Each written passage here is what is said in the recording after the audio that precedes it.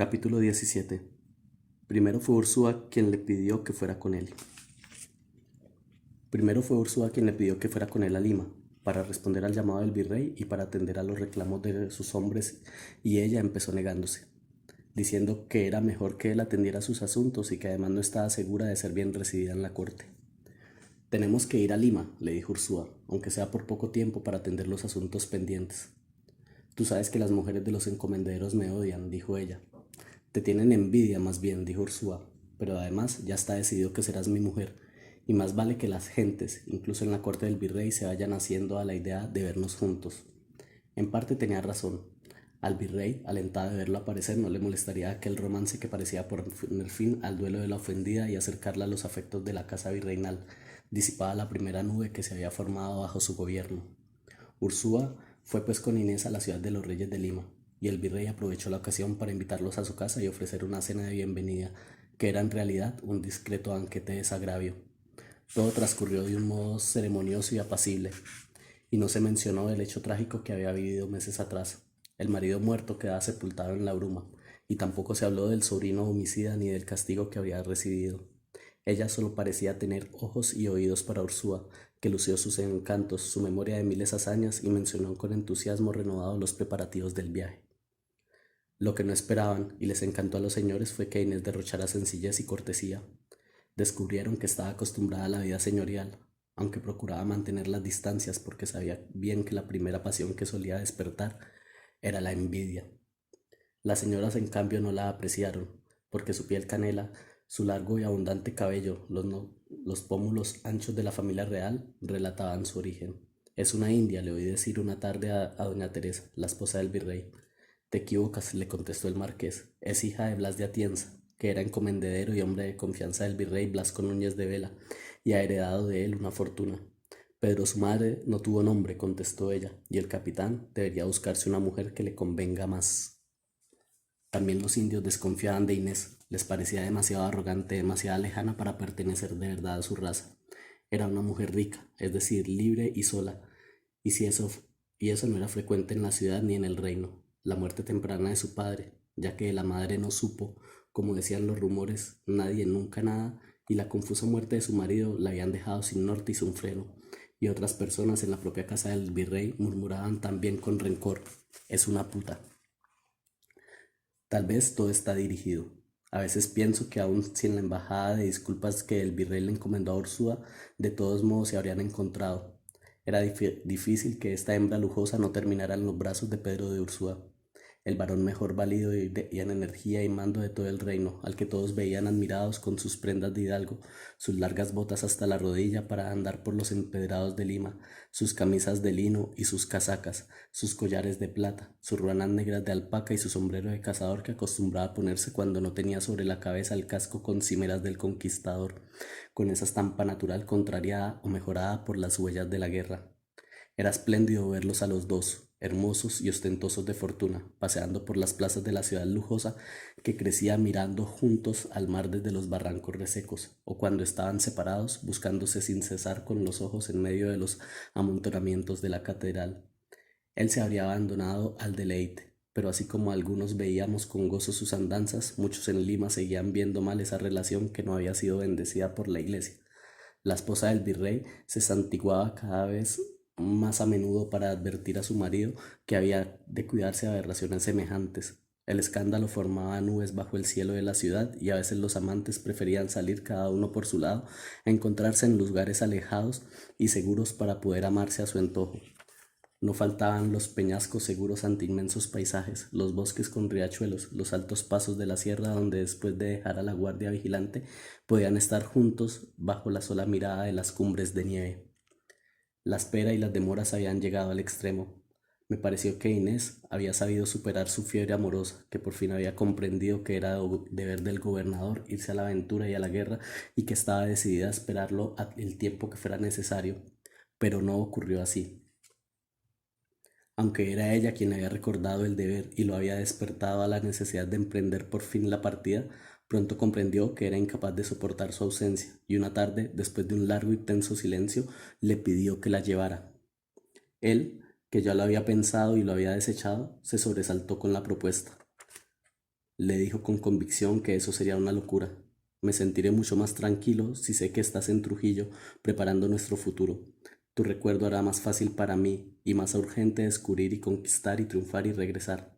Pero ella encontraba cada vez más argumentos. Serán muchos meses de viaje.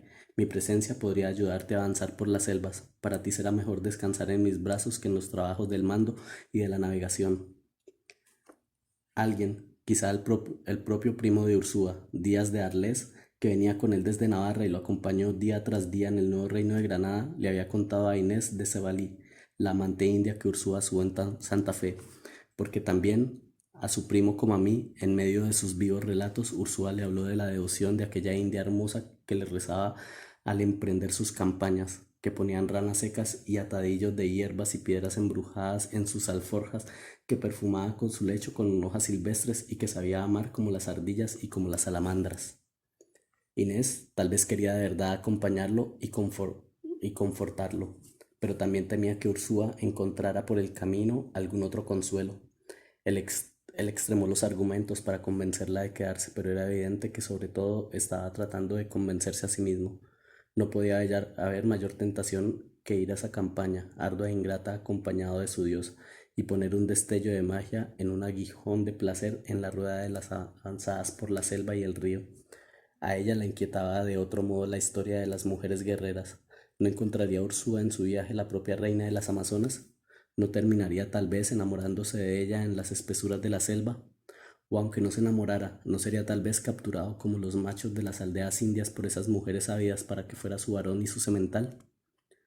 Se cuidaba de decir estas cosas, pero insistió con más vehemencia y Ursúa se negó cada vez con mayor energía. Prefirió confesarle que la campaña no iba tan bien financiada como quisiera y que en esas condiciones no tenía cómo darle a ella comodidades que requería.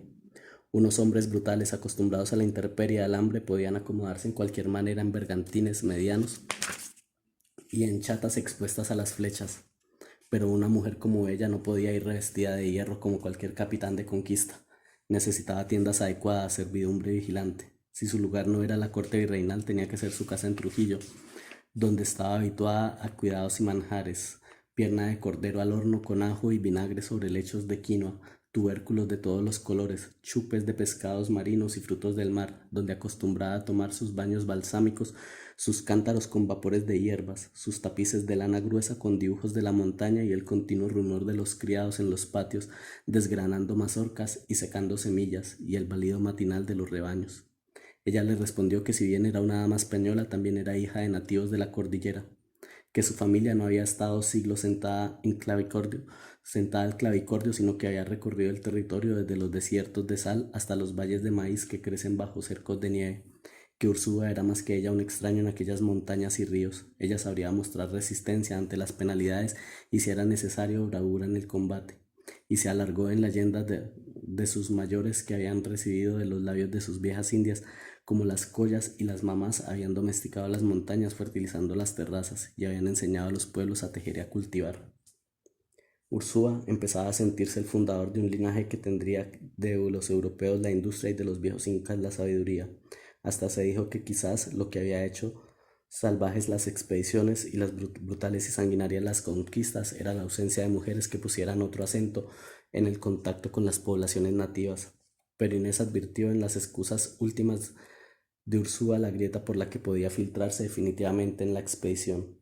Después de un nuevo silencio que habían hecho como para retomar fuerzas, de pronto se volvió a mirarlo y le dijo: «Yo puedo vender mis haciendas. Con los recursos que obtendrás por ellas tendrás lo que hace falta para la campaña. Pero la condición es que me lleves contigo. No pido otra comodidad que acompañarte, compartir tu tienda y comer de tu plato si es preciso, pero con estos recursos podrás llevarme a mí y a mis doncellas y mucho mejorarán las condiciones de la expedición». Fue el golpe de gracia.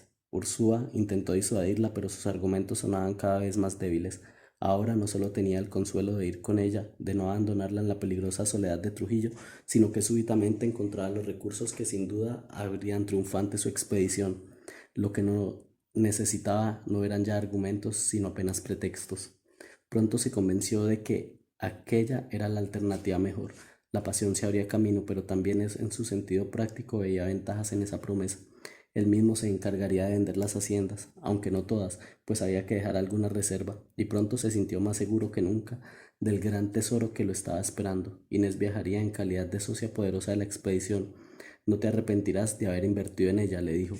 Tus riquezas se verían multiplicadas con el hallazgo de los reinos de Omagua y de regreso al litoral para arreglar sus asuntos y ya como punto de partida para la expedición que saldría por el norte por la ruta de Trujillo y Chanchan de los llanos luctuosos de Cajamarca y por el cañón del río Cocama, le explicó en detalle cómo se había convencido de que una gran ciudad de oro los estaba esperando en las selvas.